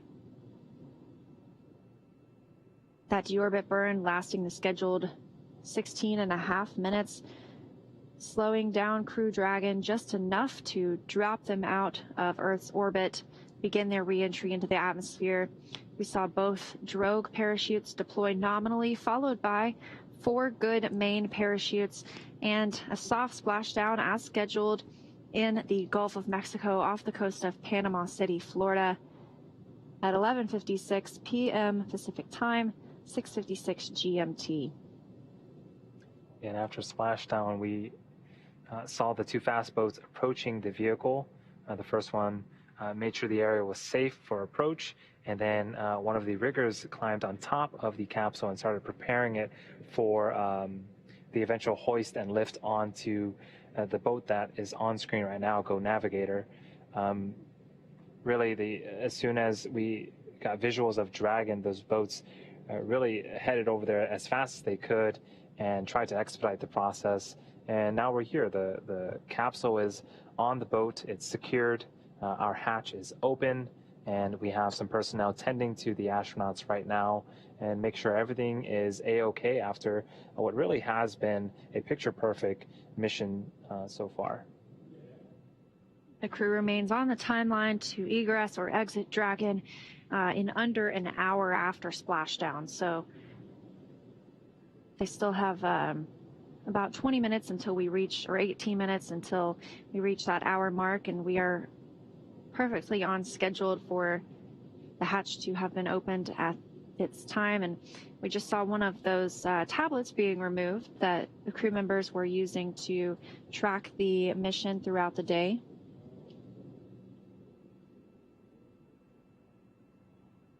Just as it takes a little while to get crew members strapped in properly from,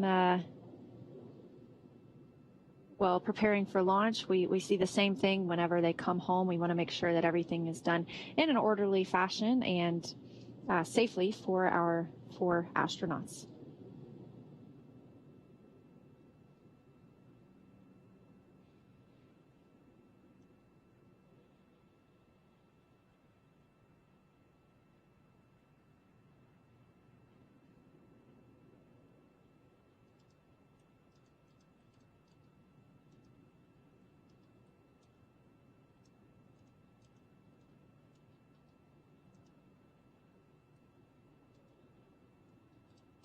Seems like we're removing a few parts to make room for the astronauts to egress. And that looked like those footrests, essentially. I'm not sure the best thing to call them. I can't think of it right now.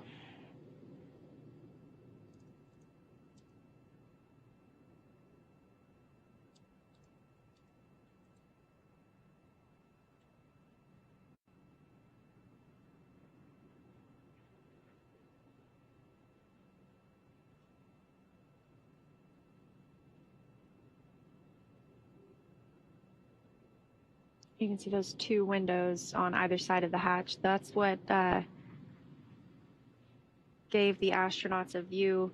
Earlier, they said they had a great view of the International Space Station, and even upon launch day, they gave us some views as they were heading to the space station. So those are their two windows that they've been able to look out during their journey aboard this spacecraft.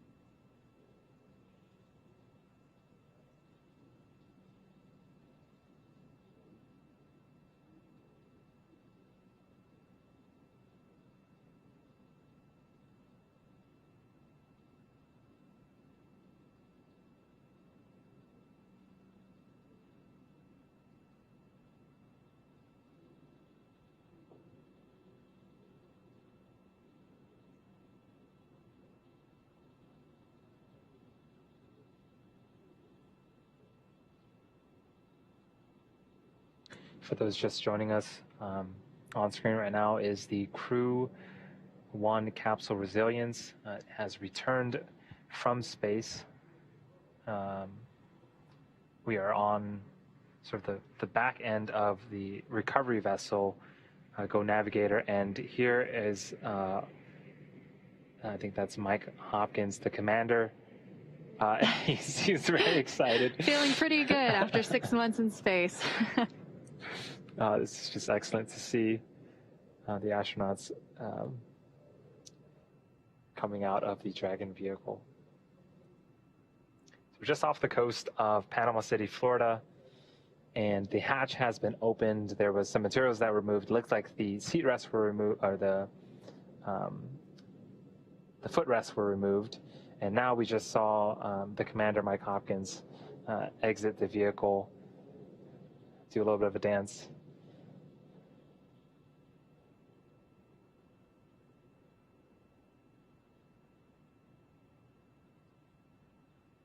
As we mentioned, these crew members will be making their way over to some medical checks. Standard procedure for us when we have crew members returning from long duration space flight, or any space flight really, when we are having crew members return on a Soyuz spacecraft in Kazakhstan. There is a medical tent nearby, and we carry those crew members from the spacecraft to the medical tent for their checkouts. So even though the crew has reported they're feeling good, and it certainly looked like Mike Hopkins was feeling good, they will still get those standard medical checks before boarding a helicopter later this evening to take them back to shore. And once they are on land in Florida, they will board a NASA plane to bring them back to Ellington Field in Houston, Texas, where they can be reunited with friends and family for the first time in almost 6 months.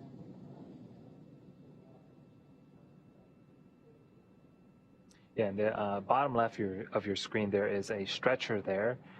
Again, that is standard. Returning back to Earth after such a long duration in microgravity has it can do things to your body. So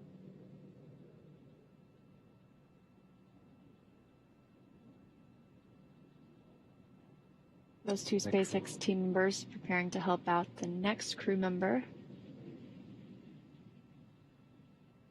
And that is NASA astronaut Victor Glover. And this is a view of Mission Control in Hawthorne. Continuing to support the mission. Yeah, we just saw Mike Hopkins exit the vehicle. Again, things are going pretty nominally. The vehicle had a splashdown at approximately 11:56 p.m. Pacific time. And shortly after that, the recovery team began their operations. We sent fast boats out there to start to sniff out the hypergalls and make sure there wasn't any toxic vapors in the air. Began rigging the boat and eventually getting the Dragon capsule on top of the Go Navigator recovery vessel. And we saw Mike Hopkins out of the spacecraft first. He did a little dance for us to show us just how good he felt. And then followed by Victor Glover. Victor Glover returning from his first space flight. He was really the newbie on this trip, I guess you could say. He served as pilot of Crew 1, Crew Dragon Resilience. So he was the next out of the capsule. And we are still awaiting 2 more crew members to be removed from the capsule. And they will be checked out by those medical teams on board the ship. But as we heard earlier, they reported that they were feeling well. Yeah, the 2 mission specialists that we haven't seen yet are Shannon Walker and Soichi Noguchi, who sat sort of on the ends of the seats inside the vehicle. Yeah, pretty stellar return home today, only taking about 6.5 hours from undocking to splashdown. And you know, throughout the mission today, we had really great feedback about some nominal departure burns. We did a prop wasting burn where we shed some unnecessary propellant from the vehicle to lighten the load of the Dragon spacecraft. And then we started to prepare for deorbit. So we had the claw retraction or separation. That is an umbilical that ties telemetry, data, and power from the capsule to the trunk. So we separated that. Then we also jettisoned the trunk, shedding a bit more weight. And then finally, we had our deorbit burn, which took about 16 minutes. And then we got some fantastic footage of Dragon returning back through the atmosphere. And then eventually, when it deployed its chutes, it was definitely a sight to see. And we saw all of those chutes deploy nominally, first 2 drogue chutes that slowed the spacecraft down to about 119 miles per hour. Those 4 main chutes following and slowing the spacecraft down to about 16 miles per hour for a much softer splashdown. And that splashdown coming right on time at 11:56 p.m.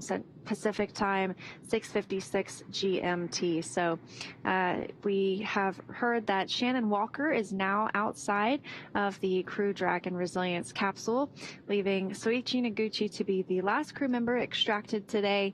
And as we mentioned, they will all get medical checkouts ahead of heading back to land.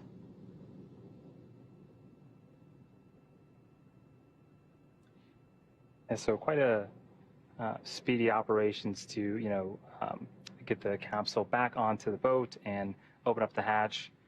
So again, we, Mike, Victor, and Shannon have exited the vehicle, and we are waiting on Soichi, confirmation that Soichi is also going to exit. And again, they are, you know, going to be checked out to make sure everything's okay, and then eventually make their way back towards Houston, where hopefully they can reunite with their families soon. And we expect them to be back in Houston by the early hours of tomorrow morning, hopefully. Let's see here. They should return to Houston. Well, I can't find the exact timeline just at this moment, but they will board a NASA jet once they return to land in Florida, that helicopter taking them from Go Navigator to Florida, and then the NASA plane taking them back to Ellington Field. So it's quite a speedy recovery process. You know, when we land crew members in Kazakhstan, we are able to get them out of the vehicle very quickly as well, because it is on land, so it's easier to approach and to maneuver around. They get medical checks as well, and then they board a NASA plane or the NASA astronauts, I should say, board a NASA plane and return to Houston. But that flight time is just so much longer, simply because it's on the other side of the world. So quite different for these astronauts to be reunited with their families just very shortly after landing. Yeah, and one thing that certainly helped the speedy recovery options today was the weather. We got good news that wind speed was super low, and the waves themselves were also very, very small. If you've been following along, the original departure date was supposed to be on the 28th, but we waived that due to weather. And then we also waived the attempt on the 30th. But today, conditions definitely seem ideal. And, it definitely paid today as after the capsule had landed.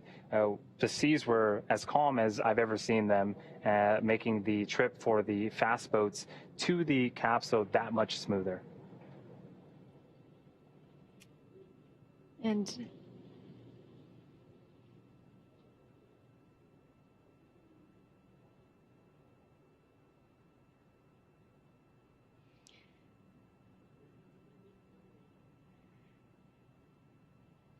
good news, Soichi Noguchi has egressed the vehicle as well. So now that Mike, Victor, Shannon, and Soichi are safely back home on Earth and getting checked out by the NASA medical team, we are going to wrap up our live coverage of their historic return.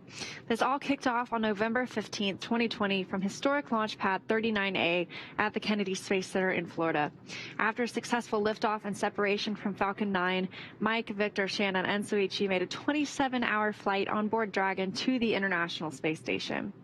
Since arriving at the space station, they spent almost 6 months as members of Expedition 6465, executing science experiments, spacewalks, and repairs while aboard the orbiting laboratory. Their journey home today began just hours ago, Saturday, May 1st, when they closed the hatch to Dragon and undocked hours later at 5:35 p.m. Pacific time. We then jettisoned Dragon's trunk and performed our final on-orbit maneuver, the deorbit burn, at approximately 11:03 p.m. Pacific time to send Dragon on the path home. The spacecraft re-entered the Earth's atmosphere and slowed its descent with successful deployments of the 2 drogue parachutes and 4 main chutes, with the final splashdown occurring off the coast of Panama City, Florida at 11:57 p.m. Pacific time. Following that successful splashdown, we saw SpaceX recovery experts move in and prepare Dragon resilience for its lift onto the recovery vessel. And just a little less than an hour following splashdown, we saw Mike, Victor, Shannon, and Soichi, safely exit the Dragon capsule. Next up, they will catch a helicopter flight back to shore, where they will transfer to the waiting NASA plane for the short flight back to Houston, where they will be reunited with families to bring an end to this flight. We can't express what an honor and a privilege it has been to share their journey with all of you as we continue this new era in human spaceflight. In just the last week, we saw 4 astronauts fly to station to begin their mission, and now 4 more return to Earth to successfully complete another. So SpaceX and NASA are already looking forward to the next rotation when Crew 2 comes home and Crew 3 launches, all of which is currently targeted for October of this year. And at that time, we'll once again have a direct handover with 11 people on board the station for a short duration as we continue this regular cadence of flying astronauts on SpaceX rockets from Pad 39A at Kennedy Space Center. Again, thank you for tuning in for the culmination of Crew 1, a 6-month mission that has been years in the making. All of us here at SpaceX and NASA are excited to reunite these 4 astronauts with their families. We'll continue to work hard to ensure future astronauts' safety and mission success. So be sure to follow SpaceX and NASA online, as well as the social media for updates on crew and cargo flights to and from the International Space Station. And we'll continue to share the progress of Mike, Victor, Shannon, and Soichi's trip back to Houston on social media. We are also awaiting a briefing including NASA, SpaceX, and JAXA leadership. That's coming up at 2 a.m. Pacific time, 5 a.m. Eastern time. So we have to say thank you one more time again for tuning in and cheering on Mike, Victor, Shannon, and Soichi as they return home. And we'll see you next time when we once again are sending astronauts on American rockets in American spacecraft from American soil. See you next time.